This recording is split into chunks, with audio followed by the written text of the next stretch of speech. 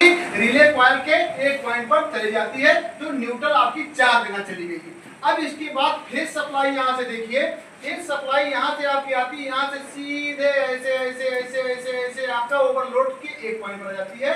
Overload के दूसरे point से सप्लाई निकलती है, इंडिकेटर पर आती है, तो हमारा इंडिकेटर जलने लगता है। बोलो समझ में आ गया कि नहीं आ गया? इसके बाद यहाँ से ही सप्लाई चलती है, हमारे यहाँ से ऐसे ऐसे ऐसे पुश स्विच पर आती है।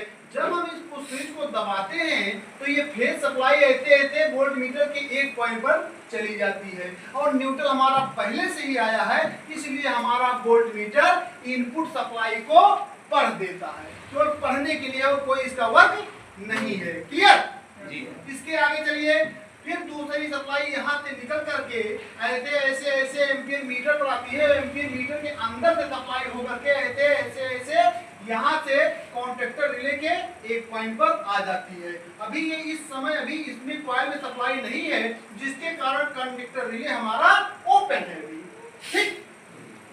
और जब इस रिले में सप्लाई आ जाएगी तो क्या हो जाएगा, ये कॉन्ट्रैक्टर हमारा जुड़ जाएगा, हमारी मोटर ये समरसेबल चलने लगेगी। एकदम क्लियर?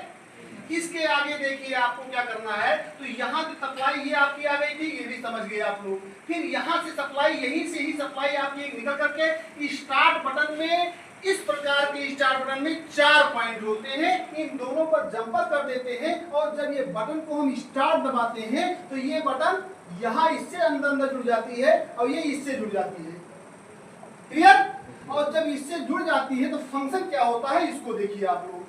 जब ये जुड़ जाती है तो यहाँ से ऐसे ऐसे सप्लाई यहाँ आ गई स्टार्ट बटन पे, और स्टार्ट बटन अंदर से जुड़ी होती है, जिसके कारण ऐसे ऐसे ऐसे ऐसे ऐसे ऐसे सप्लाई हमारी रिले के एक पॉइंट पर आ जाती है, और रिले के दूसरे पॉइंट पर सप्लाई पहले से ही आई है, जिसके कारण क्या हो जाता है, मैग्नेट बन जाता है, और ये कॉन्ट्रैक्टर रिले क्या हो जाता है, इसका पॉइंट आपस में जुड़ जाता है, जिससे फेज सप्लाई यहाँ से रिलीज हो जाती है, और न्यूट्रल सप्लाई आपकी यहाँ से रिलीज हो जाती है। अब न्यूट्रल सप्लाई रिलीज होकर कहाँ जाती है, देखिए न्यूट्रल सप्लाई रिलीज होकर के ऐसे ऐसे ऐसे समरसेबल मोटर के ब्लू पॉइंट पर चली जाती है, ब्लू वायर पर, जिसको हम कॉमन वायर कहते हैं, ठीक। और दूसरी फेज सप्लाई यहाँ से निकल करके ऐसे ऐसे स्टार्ट कंडेंसर पर जाती है, ठीक है, स्टार्ट रन कंडेंसर पर जाती है, रन कंडेंसर से होकर के हमारे वाई पॉइंट पर आ जाती है, जिससे हमारे स्टार्टिंग पॉइंट पर यानी येलो पॉइंट पर हमारे समरसेबल के सप्लाई जाने लगती है। ये भी क्लियर हो गया? इसके बाद आपकी यहीं से फेज सप्लाई निकल करके ये सप्लाई ऐसे ऐसे ऐसे ऐसे आर पॉइंट पर आता है, और वाई पी जो पॉइंट होता है, तो आर पॉइंट पर रनिंग पॉइंट पर आ गया, जिससे हमारा समरसेबल मोटर के आर पॉइंट पर सप्लाई चली जाती है, जिससे क्या हो गया, हमारे यहाँ कॉमन पर सप्लाई न्यूट्रल आ गई, यहाँ से कंडेंसर से आ गई सप्लाई, और यहाँ रनिंग पॉइंट पर सप्लाई आ गई, तो हमारा क्या हो गया, ये मोटर चलने लगा। लेकिन एक छोटी सी और बात है, जब हम स्टार्ट बटन को दबाते हैं तो ये पॉइंट इससे और ये पॉइंट इससे टच होता है, लेकिन जिस समय इसको दबाते हैं तो ये पॉइंट इससे टच होने के कारण ऐसे ऐसे ऐसे ऐसे क्षणिक स्टार्ट कंडेंसर के एक पॉइंट पर 220 वोल्ट की फेज सप्लाई आ जाती है, और जब ये फेज सप्लाई आ जाती है तो ये यहाँ से रिलीज होकर के ऐसे ऐसे वाई पॉइंट पर क्षणिक आ जाती है। यानी जब तक इस स्विच को हम दबाए रखेंगे तब तक हमारा स्टार्ट कंडेंसर काम करेगा, और जब छोड़ देंगे तो स्टार्ट कंडेंसर का काम खत्म। और क्या होगा, जब ये रिले कॉन्ट्रैक्टर जुड़ जाएगा तो यहाँ से हमारी जो फेज सप्लाई निकल करके यहाँ से ऐसे ऐसे कंडेंसर पर जा रही है, यहाँ से आपके रनिंग पॉइंट पर जा रही है, लेकिन यहीं से सप्लाई हमारी ऐसे ऐसे होल्ड होने के लिए हमारे स्टार्ट और जो स्टॉप बटन है दोनों की कॉमन पॉइंट पर चली गई। बात समझ में आई?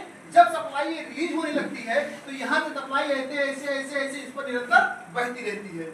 पहले सप्लाई कैसे बहती है, पहले जब हम इस स्विच को दबाते हैं तो ये सप्लाई यहाँ से बहने के कारण ऐसे ऐसे स्टार्ट स्टॉप बटन से इस कॉइल पर आ जाती है। जब कॉइल पर मैग्नेट बन जाता है तो ये सप्लाई इससे टच होने के कारण यहाँ से फेज सप्लाई निकल करके ऐसे ऐसे ऐसे यहाँ से रनिंग स्टॉप बटन से होकर के यहाँ से आती रहती है।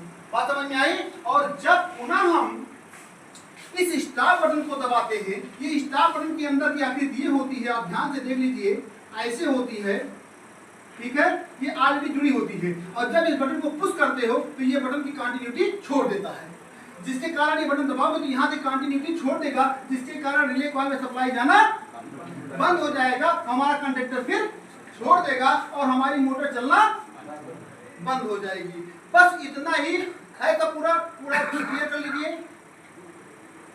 ठीक है ना, इतना ही है पूरा और कोई दिक्कत नहीं है, किसी कोई दिक्कत तो नहीं है, समझ में आ गया? बस इतना ही चैप्टर टोटल होता है। हम आपको स्टार्टर